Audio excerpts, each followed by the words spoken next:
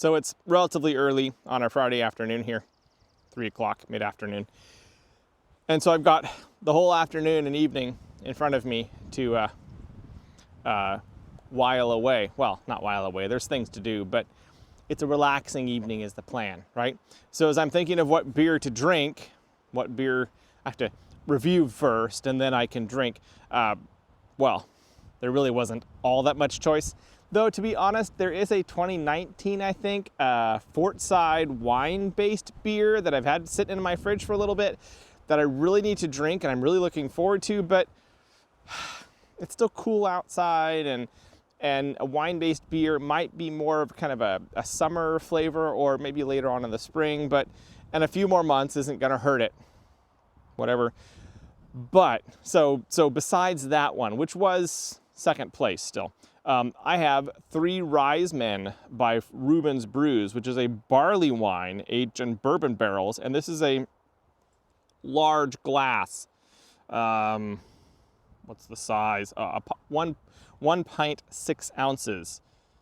A pint's a pound, so it's 22 ounces, 13% ABV. So having a long afternoon and evening still stretching out in front of me, this is the right time to drink this. Also, I have 2 of these, not because I want to drink 2 of them now, but because at this ABV, I plan to age one for several years. It is indeed sitting in my cupboard, aging.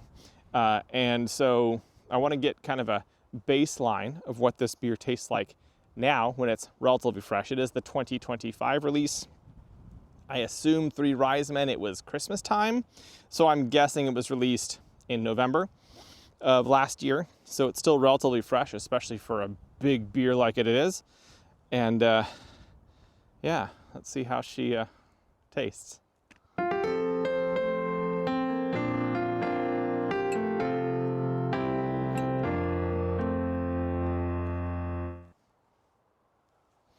It's interesting, there's actually a Reubens stamp even on the top of the wax. I don't think I've ever seen a stamped wax top before. Like normally it's just poured over and it's flat and glossy, or maybe there's a cowlick to it.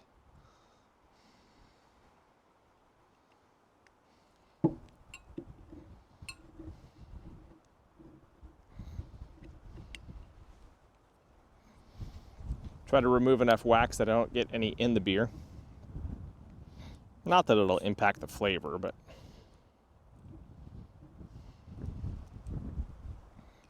hey, wax came off. Oh, there goes the wax. Actually, I should save that. I don't really want a dog eating it, but I have messed up the R. Oh well. Let's stick it in the cap.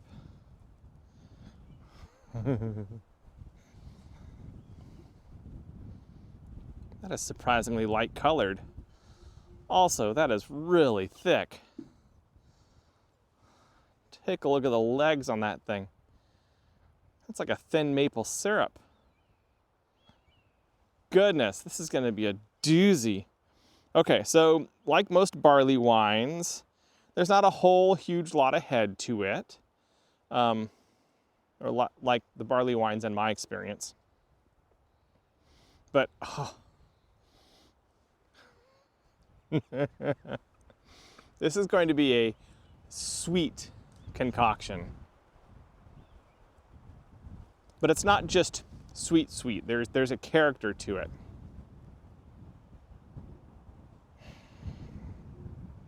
Also, there's slight whistles. There's a pretty consistent wind coming across. And both this and the previous bottle I drank today, you can track it by my outfit. I've been whistling slightly as the wind catches just the right angle.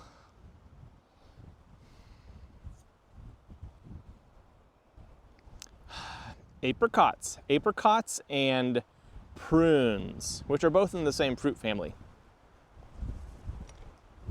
Oh, just a minute. Stick them up here.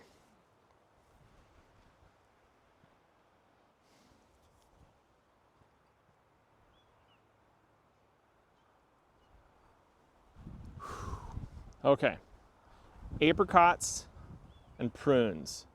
is the primary note to my nose. Like intense. Like you made a jam out of apricots and prunes. Could be dried apricots. I think it is dried apricots. Not fresh. It's an intense aroma of apricot and prune. The prune is light. It's more like a super intense apricot, but there's a little bit of darkness and depth to it, a la prune.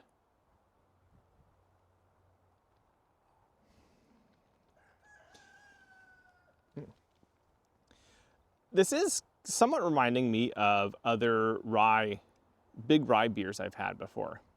I think that the rye malt notes, I'm still like it's still just intense, dark, strong apricot, but I can't really like define the word, but it makes me think of the other rye beers I've had. And being 3 Ryes men, so they use 3 different kinds of rye: flaked, malted, and crystal rye. Crystal is a malt color, though, like the amount of, you say crystal malts, right? It indicates it's been roasted, or the malt recipe has been produced in a certain way that is called crystal. Flaked and malted, but so crystal malt, so that would already be malted. And flaked is just what you do, like the mechanical process you do to the rye. So is there like unmalted rye in here? I'm not sure why you would do that, because the malting process is necessary to extract, to allow the brewing, the mash, to present all the sugars that the yeast needs. So clearly I do not know enough regarding this beer. It is a really intense, like, you know how, and maybe you don't know, but a jam, like when you've been boiling down a fruit and it's concentrating and concentrating and concentrating, and it intensifies. So that intensity, like it's not burning, but there's a point where it's not irritant, it's just, it's a sharply intense aroma. Once you stick your nose deep enough in here, you're hitting that sharply intense aroma. The other thing this actually reminds me of is Drecker's Brains, with its like peaches upon peaches upon peaches. And I didn't really appreciate that per se. Like, I felt it was just too sweet. In a much bigger beer like this, that intensity is kind of to be expected, because that's what these are about. And so it's interesting how like a similar intensity reads differently in a different recipe. Let's drink it now.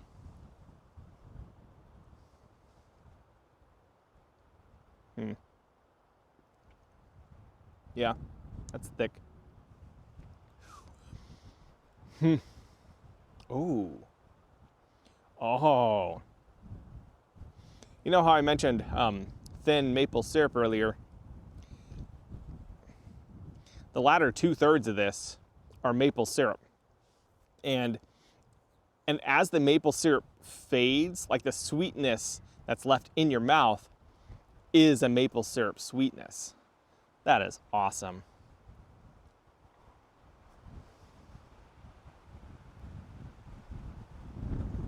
So, like I said, this is indeed an intensely sweet beer. You get that, like initially it's still apricot, and then there's this bite of bitterness. Could almost be roasty, but I think it's more like a super dark, unsweetened chocolate, kind of a line of that going through. And then this big, warm, round cloud of maple syrup that starts just filling every pore of your mouth. And then you're left with, it's like this bitter, the bitter line. Sorry, my dogs are playing over there and the puppy was annoying the other one. Oh, now they're okay. Now they're all happy. So this big like cloud of maple syrup filling your entire mouth, and this line of bitterness just staying there, keeping things from blowing out and getting too one note, too uninteresting, and keeping your mouth kind of refreshed, which is a weird thing to say about like a super dark chocolate, but in the presence of a massive cloud of maple syrup, it's what you need. And yeah, it's really warm. Frankly, it's almost kind of burny. Not like an unpleasant burn, but like that kind of a whiskey burn to it, which it is barrel aged in bourbon barrels. Yeah, definitely. Okay. That maple syrup and that kind of vanilla warmth, I think, are primarily derived from, not primarily, but are definitely the bourbon barrel played a part in creating that and augmenting that throughout the beer.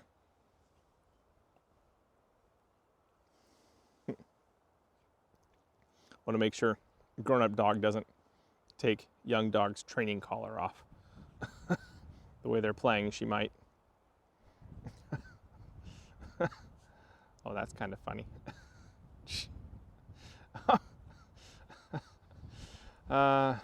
Dogs, the way they interact. Oh well. I know they're not like angry at each other because they're like laying down and rolling over. Anyways, I shall try and stop paying attention to that. Squirrel.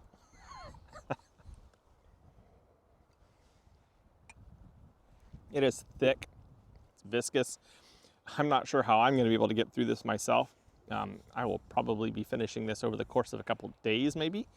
I wonder how it would be with like soda water, like to thin it out and brighten it up a bit. Not brighten it, but just kind of expand it a bit.